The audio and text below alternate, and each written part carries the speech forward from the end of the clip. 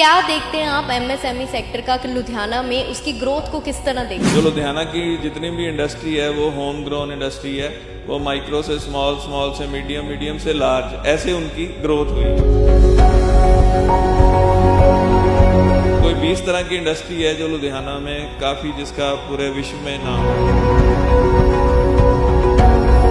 पिछले 10 सालों में लुधियाना का नाम, लुधियाना का graph in terms of quality, in terms of productivity काफ़ी ऊपर गया। लॉकडाउन लगा था तो बहुत सारी एमएसएमई इंडस्ट्रीज थी जो बंद होने के कगार पे आ गई थी। कोरोना के टाइम पे एमएसएमई को बहुत झटका लगा और अभी भी एमएसएमई है जो उससे पूरी तरह उभर नहीं पाई। अभी जो एमएसएमई है, अगर उसको थोड़ी सी भी सपोर्ट मिलती है तो वो, मैं समझता हूँ, जो प्रेजेंट टर्नओवर है उसको 10x इजीली कर सकता है।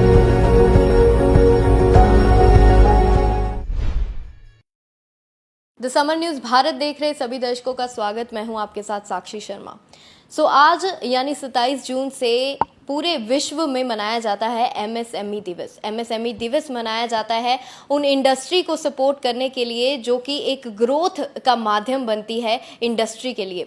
एमएसएमई सेक्टर जो है लुधियाना शहर में बहुत ही ज़्यादा एमएसएमई सेक्टर्स हैं, एमएसएमई उद्योगपति यहाँ पर मौजूद हैं। पूरे देश में लुधियाना का नाम मैनचेस्टर ऑफ इंडिया के नाम से जाना जाता है। इसी दिवस को लेकर आज बात करेंगे। हमारे साथ मौजूद हैं CICU के प्रधान और उद्योगपति, जिनकी बहुत सारी अदर स्टेट्स में भी इंडस्ट्री भी हैं। हमारे साथ मौजूद है उपकार सिंह आहूजा। बात करते हैं उनके साथ। नमस्कार। नमस्कार जी। मैं सबसे पहले तो जो एमएसएमई के जितने भी उद्यमी हैं पूरे देश भर में, उनको इस हफ्ते की बहुत मुबारकबाद देता हूं और कामना करता हूं कि उनकी आने वाले समय में उनकी अच्छी ग्रोथ हो। सर, आपकी बहुत सारी स्टेट्स में इंडस्ट्री भी हैं और यहाँ पर लुधियाना की बात करें, मैनचेस्टर ऑफ इंडिया माना जाता है। एमएसएमई सेक्टर बहुत सारे हैं। क्या देखते हैं आप एमएसएमई सेक्टर का कि लुधियाना में उसकी ग्रोथ को किस तरह देखते हैं? देखो, जो एमएसएमई सेक्टर है वो पूरे इंडिया में बहुत प्रोमिनेंट है और लुधियाना, खास तौर पे लुधियाना में कभी कोई लार्ज स्केल इंडस्ट्री यहाँ पे नहीं आई है। जो लुधियाना की जितनी भी इंडस्ट्री है वो होम ग्रोन इंडस्ट्री है। वो माइक्रो से स्मॉल, स्मॉल से मीडियम, मीडियम से लार्ज, ऐसे उनकी ग्रोथ हुई है। और लुधियाना में करीब मैंने जैसे बताया कि 95,000 के करीब इंडस्ट्री है और इससे जो हम प्रोडक्ट्स बनाते हैं उसमें एग्रीकल्चर इम्प्लीमेंट्स है, बाइसिकल एंड कंपोनेंट्स हैं, ऑटो कंपोनेंट्स हैं, हैंड टूल्स हैं और एप्रल्स एंड टेक्सटाइल्स है, यार्न है। और इसके अलावा कोई 20 तरह की इंडस्ट्री है जो लुधियाना में काफ़ी, जिसका पूरे विश्व में नाम है। और जहाँ भी कहीं एमएसएमई का नाम आता है, सबसे पहले पूरे विश्व में लुधियाना का नाम आता है। और यहाँ के बने प्रोडक्ट अगर हम देखें तो जो QCD जिसको हम बोलते हैं, क्वालिटी कॉस्ट डिलीवरी के मापदंड पे बहुत अच्छे उतरते हैं। और पिछले 10 सालों में लुधियाना का नाम, लुधियाना का graph in terms of quality, in terms of productivity काफ़ी ऊपर गया है। सर, कोरोना काल की बात करें, जब लॉकडाउन लगा था तो बहुत सारे एमएसएमई इंडस्ट्रीज थी जो बंद होने के कगार पे आ गई थी।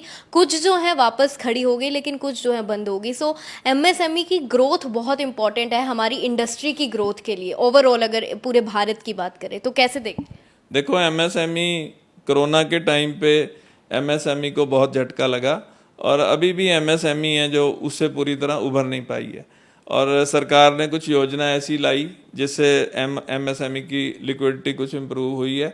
मगर अभी भी जो अपॉर्चुनिटीज़ है वो बहुत ज़्यादा हैं इंडस्ट्री के लिए, बहुत अपॉर्चुनिटीज़ हैं, क्योंकि पूरा विश्व है वो अपनी सप्लाई चेन है जो उसको रीअलाइन कर रहा है और उसमें इंडिया का नाम बहुत ऊपर आता है। और जितने भी एमएसएमईज़ हैं इंडिया के, उनको इससे काफ़ी बेनिफिट होने वाला है। मगर मैंने बहुत सारे आर्टिकल कम्पिटिटिवनेस पे लिखे हैं, India China versus other countries. और ये मैं बताऊंगा कि जो कंट्रीज़ कभी, जैसे कि थाईलैंड है, वियतनाम है, इंडोनेशिया है और बांग्लादेश है, जो जिनका नाम कभी मैन्युफैक्चरिंग में नहीं आता था, उन्होंने भी अपना इंफ्रास्ट्रक्चर है वो इन टर्म्स ऑफ एमएसएमई काफ़ी ज़्यादा स्ट्रेंथन किया है और वो इंडिया को भी काफ़ी कंपटीशन दे रहे हैं मैन्युफैक्चरिंग सेक्टर में। इसलिए हमें सबको मिलके, चाहे वो सेंट्रल गवर्नमेंट है, स्टेट गवर्नमेंट है, एमएसएमई है, फाइनेंशियल इंस्टीट्यूशंस है, टेक्नोलॉजी प्रोवाइडर्स हैं, सबको मिलके काम करना चाहिए ताकि हम इंडिया को, एक तो जो हमारा ड्रीम है, हमारी एस्पिरेशन है 5 ट्रिलियन इकोनॉमी की और देन 10 ट्रिलियन इकोनॉमी की, उसको हम पूरा कर सकें।